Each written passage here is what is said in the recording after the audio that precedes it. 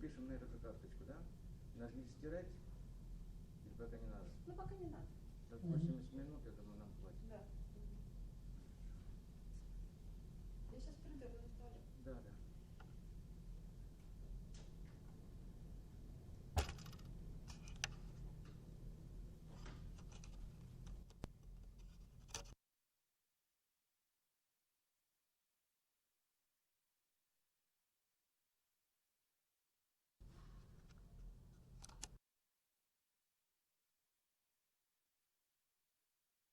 Check.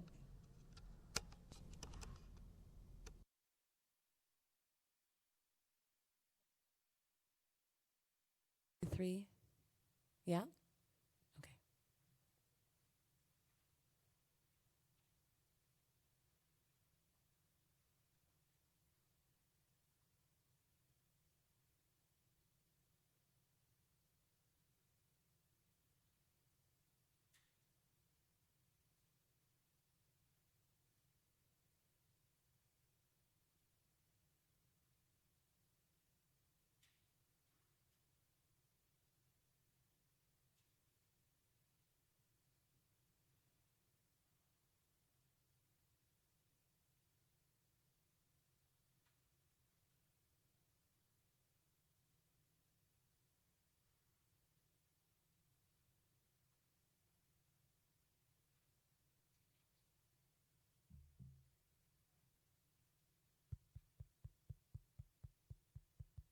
Check, check, testing, testing.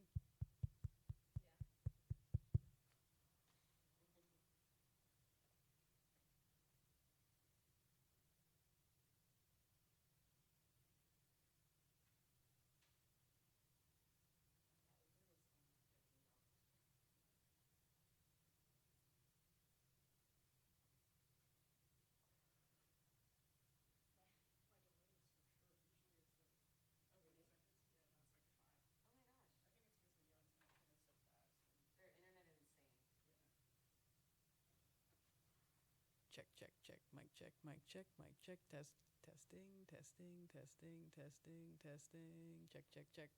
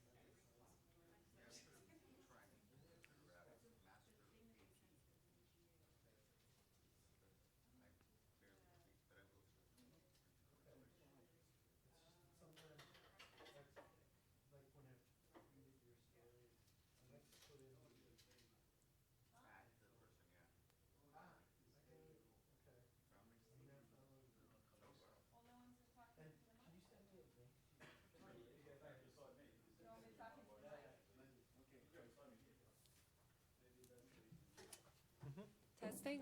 One, two, three. Testing. Is that good? Is that all right? Yeah. Should we wait till 5 past?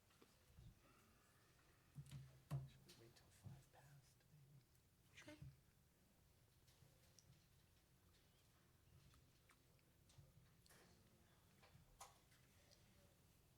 Have you been on the side of the desk often now?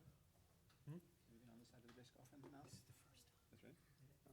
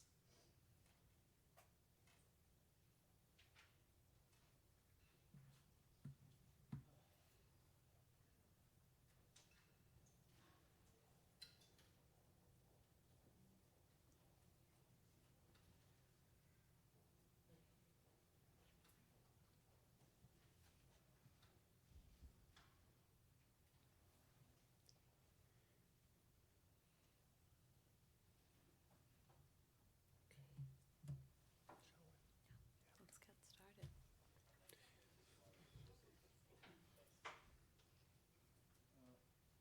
Okay. Good morning, everyone. Thanks for coming to this news conference of Human Rights Watch about the upcoming Human Rights Council elections. And it's nice to be here. This is my first time on this side of the table in this room. A lot of familiar faces. So let's get started. 10 years after the establishment of the UN Human Rights Council, the top UN rights body is showing some of the same problems that its failed predecessor showed. One of those problems is the ease with which the world's top abusers of human rights can get themselves elected. In Friday's election for 14 new members of the UN Human Rights Council, states should only vote for candidates that are guided by the principles of human rights. In the case of Russia and Saudi Arabia, the facts speak for themselves. They do not uphold the principles of human rights. And we hope that UN member states will take that into consideration on Friday. Russia and Saudi Arabia should not sit on the UN's top human rights body. Let me say a few words about Russia first. Yesterday, over 80 civil society groups, among them Human Rights Watch and a number of aid organizations, said Russia's role in the Syrian conflict raised questions about its re-election bid for the Human Rights Council. Russia's gross disregard for civilian lives in Syria and its responsibility for illegal attacks makes it unfit to serve on the council. It is complicit in Syrian government war crimes. Russia continues to sell arms to the Syrian government despite its horrific abuses, including the use of chemical weapons, which was just recently confirmed again by the UNOPCW Joint Investigative Mechanism. As of August 2016, local monitors reported that between 300,000 and 470,000 people have been killed in the Syrian conflict since 2011, including at least 86,000 children. The Russian government is not transparent about whether it is responsible for particular strikes in Syria. The Russian-Syrian military operations in Aleppo have put at grave risk some 250,000 civilians, many of them children, who have been cut off from aid. Since Syrian-Russian joint military operations began last September, they have extensively used internationally banned cluster munitions. They have also increasingly used some of incendiary weapons, with at least 18 documented cases on Aleppo and Idlib between June 5th and August 10th. Russia has also failed to use its role in Syria and on the UN Security Council to advance human rights or to protect civilians. Earlier this month, for the 5th time, it abused its veto privileges on the Security Council, stonewalling efforts to stop the vicious assault on Aleppo's civilians. And at the Human Rights Council in Geneva, the Russian delegation introduced hostile amendments to a proposed resolution calling for an end to indiscriminate attacks in Aleppo. Russia's amendments were aimed at diluting and neutralizing that appeal. What do we want Russia to do in Syria? What could make it a more credible candidate? Cease indiscriminate attacks. Cease weapons deliveries to the Syrian government. Cease efforts to prevent impartial accountability for serious crimes in Syria via targeted sanctions and an ICC referral. Honor its commitment to the International Syria Support Group and investigate airstrikes that have led to significant civilian casualties and make the results public. Finally, work responsibly through the UN system to help protect civilians in Syria. And now I'll hand it to Akshay Kumar, Deputy UN Director, and after her, and John Fisher, who's the Human Rights Watch Director in Geneva, will say a few words. Thanks. So in addition to the call that we're making on Russia's candidacy, we are also re-emphasizing our longstanding call with relation to Saudi Arabia and focusing on its counterproductive role both at the Human Rights Council in Geneva, but also more importantly, its ongoing military operations in Yemen.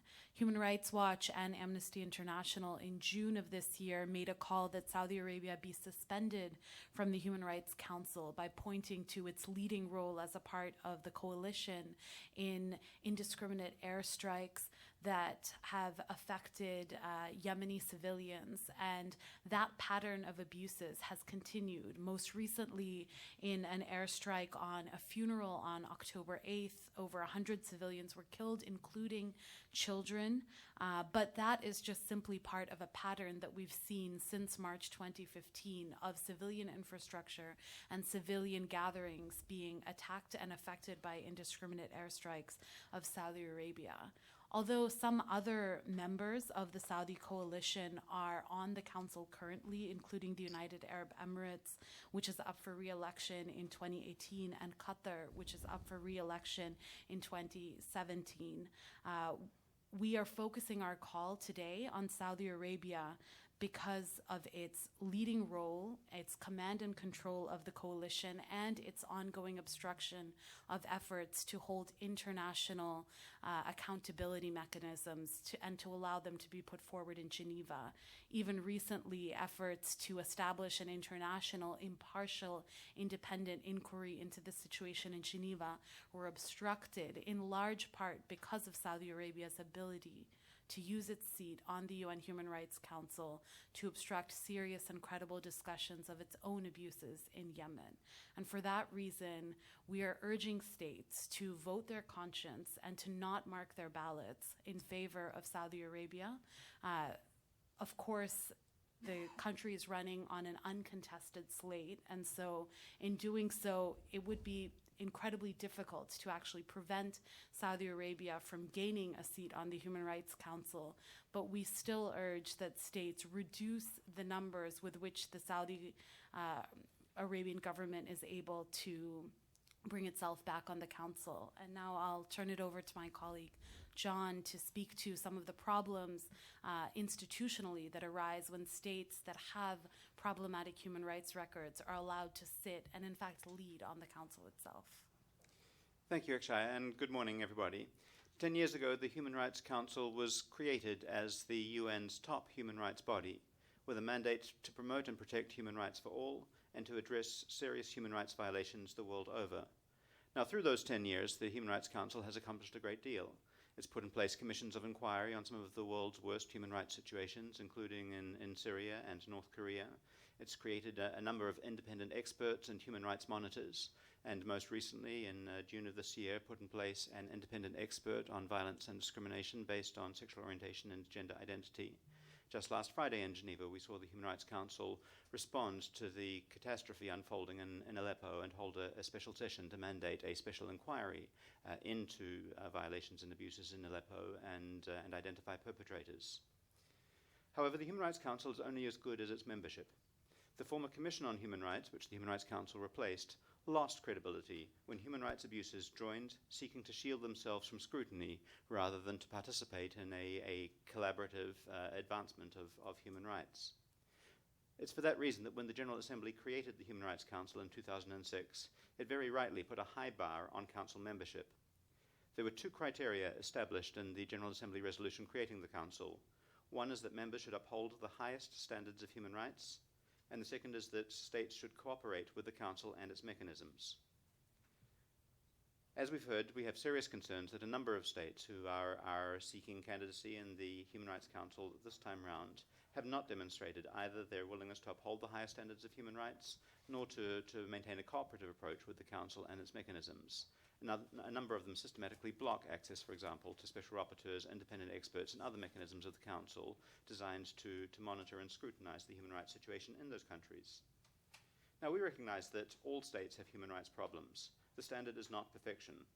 But what we expect of Human Rights Council candidates is an acknowledgement of their challenges and a commitment to addressing the situation in their country. That's why, in addition to addressing the human rights concerns that we have with a number of the candidates who are running for election, we are also taking this opportunity to call upon a number of candidate countries to pledge to address serious human rights challenges that they face. For example, Human Rights Watch is deeply concerned at Hungary's pushback against refugees and migrants and the recent sponsorship using taxpayers' funds of a public xenophobic anti-migrant campaign. Many of us are concerned at the announcement recently by South Africa that it is reconsidering its participation in the International Criminal Court and plans to withdraw from the court, sending exactly the wrong message that it is not committed to accountability for international crimes at a time when it is simultaneously seeking a place on the world's premier human rights body. Cuba and Rwanda need to take steps to meaningfully guarantee freedom of expression and the right to peaceful protests and dissent. And Iraq needs to both investigate violations by its own forces and also ensure that there is accountability for abuses committed by pro-government militias. Human Rights Watch has for a long time now been calling on the UK and the US to stop arming the Saudi-led coalition in Yemen, and the US's persistent refusal to ensure accountability for torture in the investigation of terror suspects risks undermining the absolute prohibition on torture in international law. But it's not enough to critique the participation of a number of spoiler states who are seeking candidacy at the Human Rights Council. It is the responsibility of every UN member state at the General Assembly, which elects the members of the Council, to cast their ballot in a way that is responsible and ensures that only those who are genuinely committed to upholding the highest standards of human rights have a place on the Human Rights Council. That's why we're also identifying a number of institutional concerns that we have seen emerge as trends. We need to see an end to closed slates, where only the same number of candidates present themselves as seats available. How can the General Assembly elect the strongest candidates if there is no meaningful choice? We need to see an end to vote trading, where candidate countries simply swap votes amongst themselves in order to guarantee themselves a place on the Human Rights Council.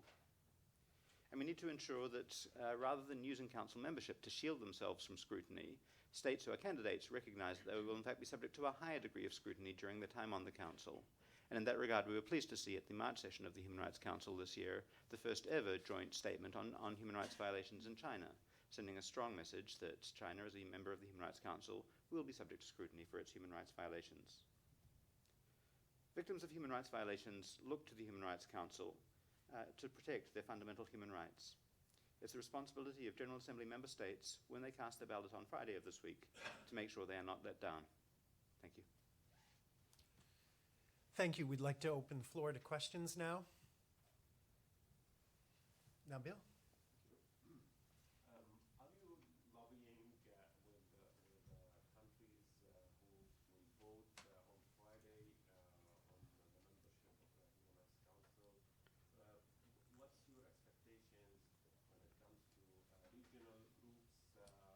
Do you see any major differences between the regional groups, or are you approaching the countries individually or as groups, or how are you approaching the voters in the General Assembly?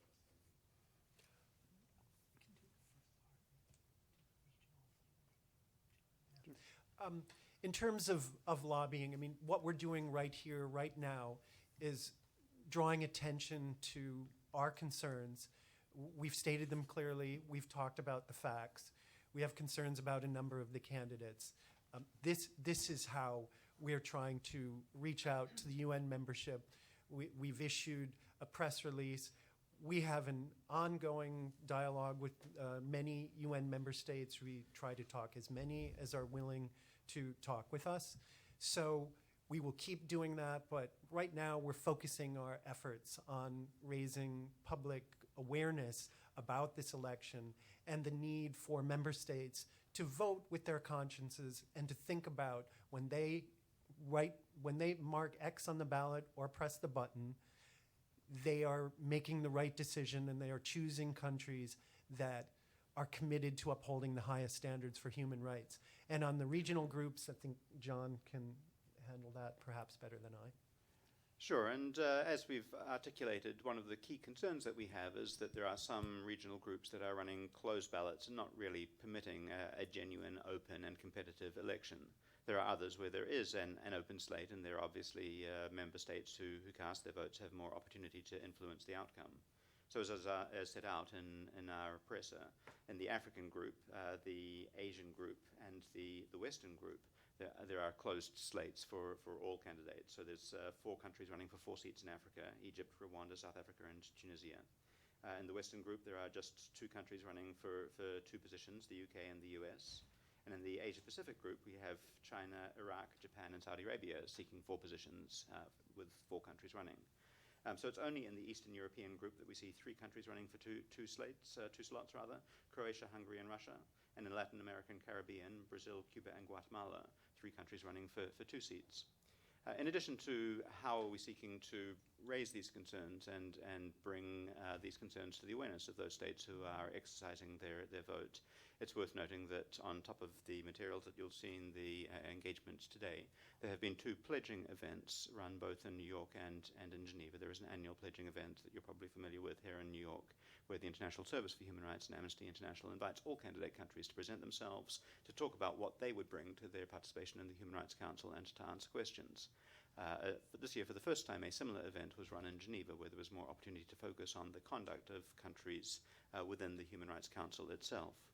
It's worth noting that a number of the states with whom we have raised serious concerns, Saudi Arabia, Russia, China, Egypt, did not even bother to present themselves at either of those 2 pledging events, which does not speak highly to their own commitment to transparency, to speaking to the human rights concerns that groups like ours are raising, and to enable states to raise questions so that they can assess their human rights performance. And just to add a few words about the Asian group, in the Asian group in particular, as John mentioned, you have China, you have Saudi Arabia, you have Japan, and you have Iraq. And we have raised serious questions and concerns about the human rights record, as I already mentioned, of Saudi Arabia. We also have a deep concern about the aggressive campaign against civil society that China has launched, the most aggressive since Tiananmen, the adoption of dozens of laws and regulations that abuse those who are pushing for a more open dialogue on human rights. and their unwillingness to address legitimate concerns of ethnic minorities and their obstruction of those discussions in Geneva as well. And it points to the problematic nature of the slate as a whole, that you have Iraq, where government and pro-government militias have been implicated in abuses, China and Saudi Arabia all contesting and all guaranteed basically to win. Thank you very much. Thank you for the briefing.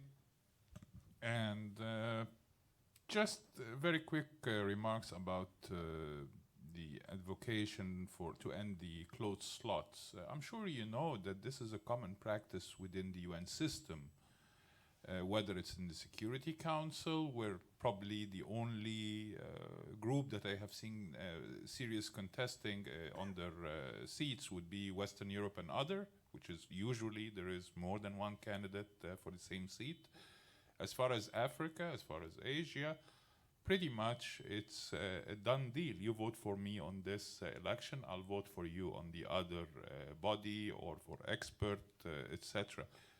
How do you expect to change that practice fundamentally, where it is a common practice of the UN? I'm not questioning the horrendous human rights record of Russia or Saudi Arabia or Egypt or China. I'm just questioning the validity of the request that we know beforehand that is impossible to implement unless you change the entire United Nations system. Well, we realize that there is a certain practice here, but that doesn't mean that it has to stay that way. If countries are going to be committed to having proper elections, and you're right, this has become standard practice at the UN. Things are about backroom deals, they're about deal making. We would like to see real competition, and real competition, let's face it, isn't just having one more country than there are seats. It would be nice if there was actually a larger slate so that you had real competition, you could have a real contest, and have the countries really campaign properly and make commitments, make pledges, and then we'd hold them to that.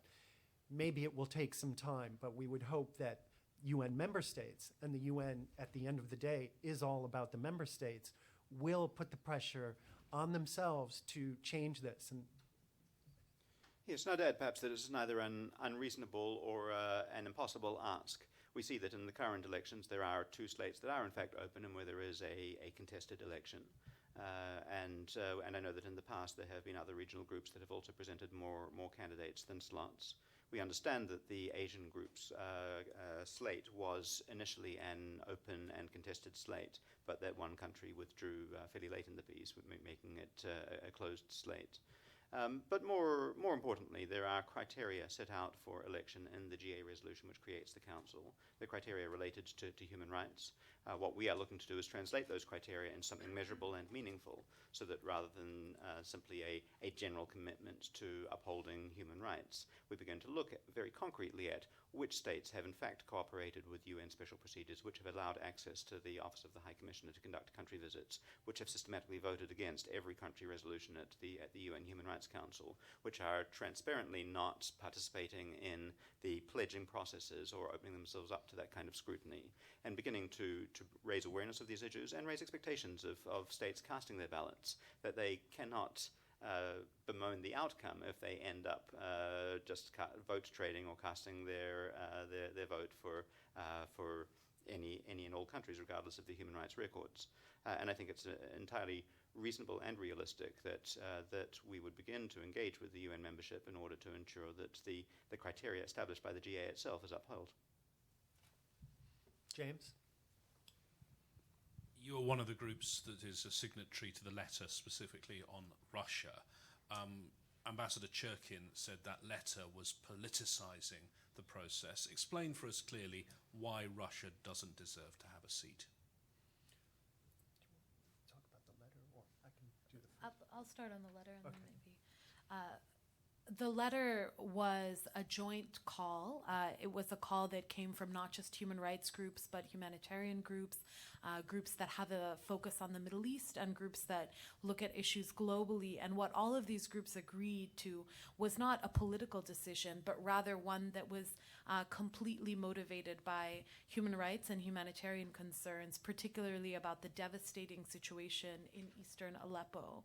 And an allegation that that letter politicizes the process, I think, is short-sighted, especially in the view of the hostile amendments that the Russian delegation introduced in Geneva just last week, as well as the veto. Both of those are evidence that Russia itself has politicized human rights discussions and attempts to hold those responsible for violations of international humanitarian law and human rights norms completely hostage. And that's the root of our concern. The facts speak for themselves with Russia. They are involved in atrocity crimes in Syria. This is an ongoing problem.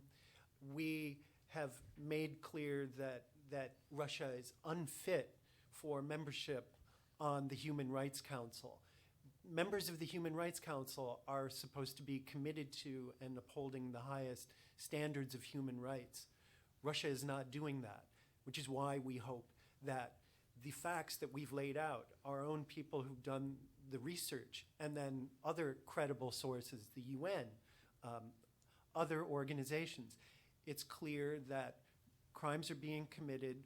Russia is helping the Syrian government. It's supporting the Syrian government, providing weapons to the Syrian government, a government that has been responsible for a large number of civilian deaths. Russia is also involved in attacks, indiscriminate attacks on civilian areas. We see what's going on in Aleppo.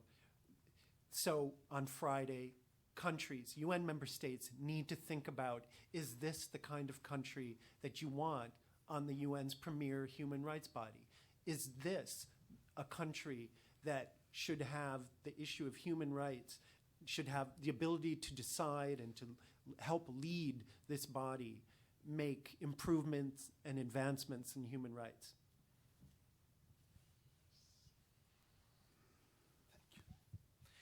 Thank you. Thank you very much. What about the candidacy of Iraq? Do you have any comments about that? Thanks. On Iraq, I mean, Akshay has already listed a few of our concerns.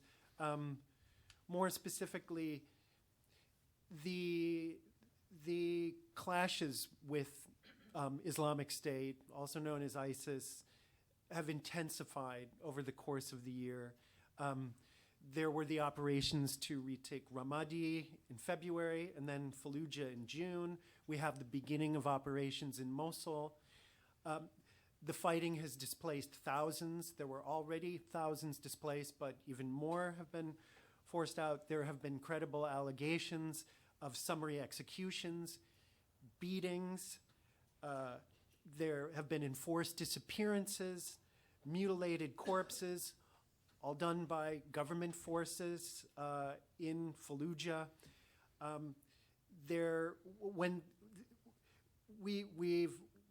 According to the UN assistance mission in Iraq, also since January of this year, nearly 3,000 Iraqis were killed by airstrikes, explosion, gunfire, suicide attacks.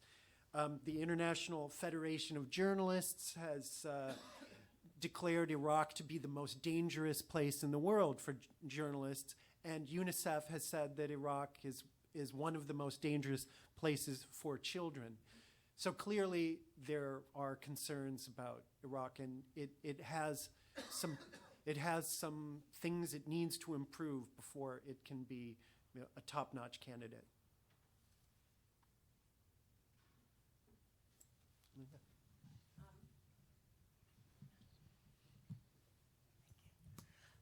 My question is essentially a general one. Given the composition of the world, and some reviews say that more than half of the world is comprised of states that are not free or violate human rights on a general basis.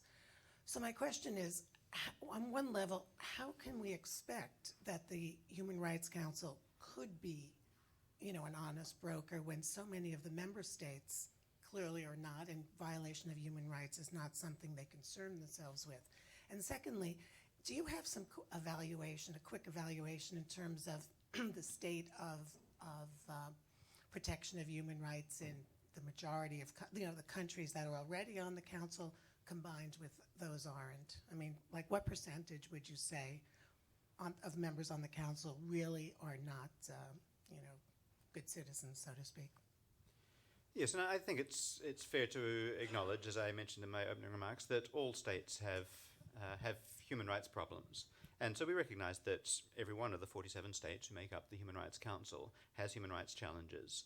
And our expectation of them is that they will recognize that. They engage in the Universal Periodic Review, which is a review of the human rights situation in every UN member state.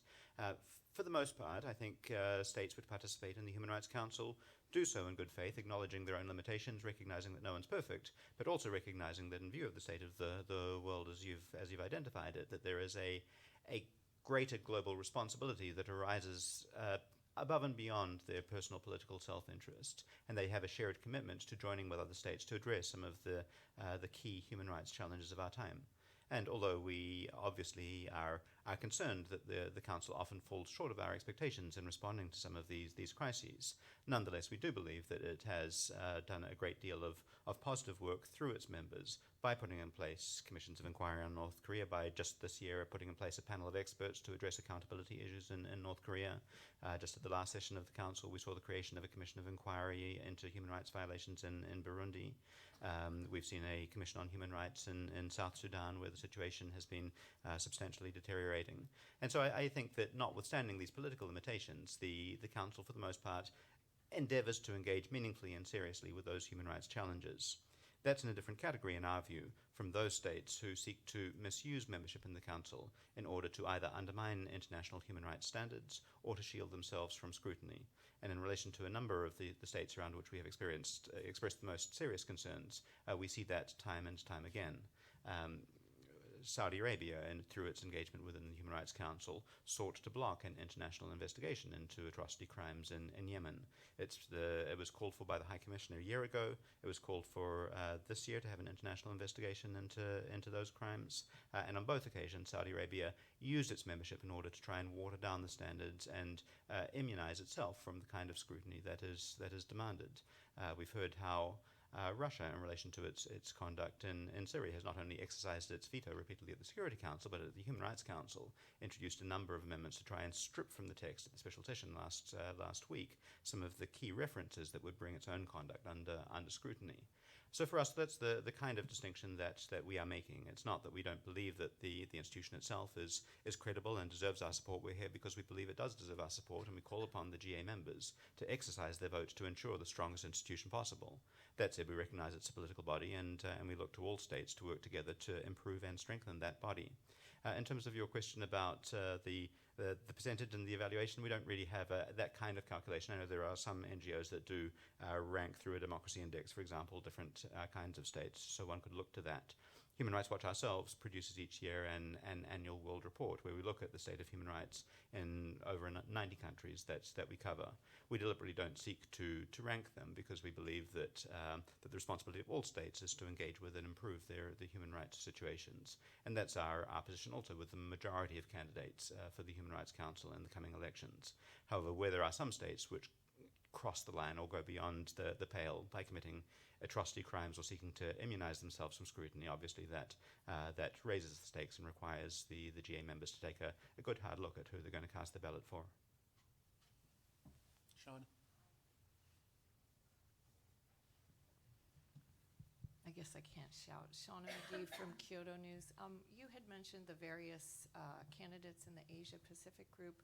Could you touch upon any concerns that you have with Japan, or just comment in generally how you feel about Japan being a candidate? And could you also address any perceived differences of opinion with Japan and China, with the regional group handling issues on things like North Korea, which they may have some different opinions on? Thank you.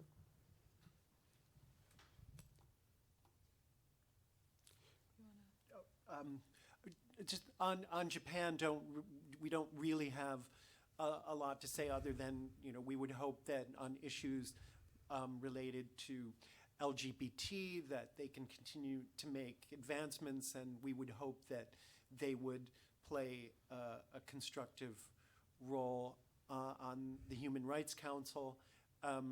And for the in terms of North Korea, I don't know. Do you want to? Yeah, I'm happy to speak to that. John? Yes, I mean, generally speaking, I would say that Japan has engaged constructively during its time as a member of the Human Rights Council. We recognise that it takes the lead on one of the more intractable human rights situations in the world, namely North Korea. And we've worked very closely with the delegation in Geneva in order to advance accountability for the crimes against humanity that are part of the reality in North Korea.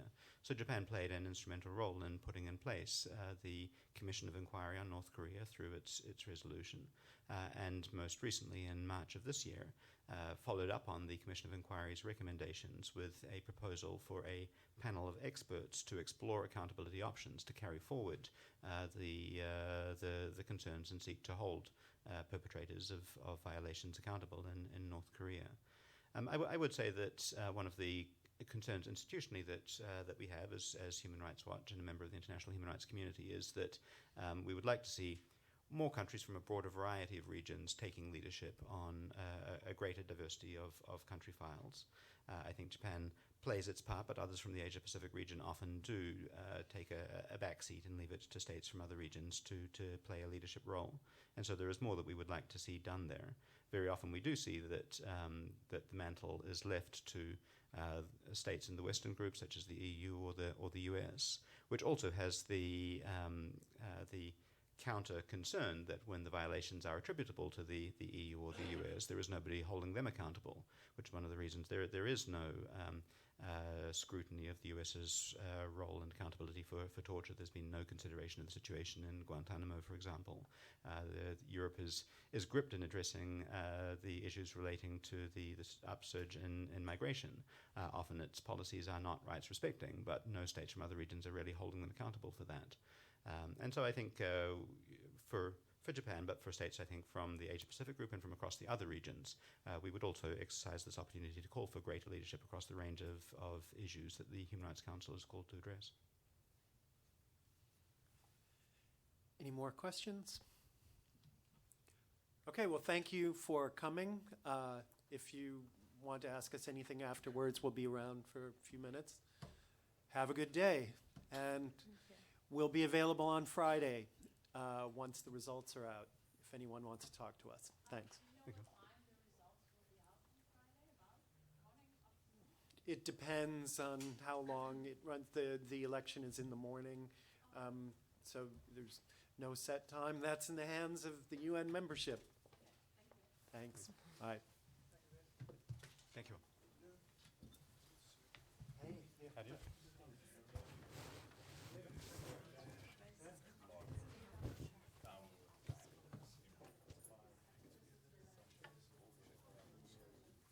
Sure.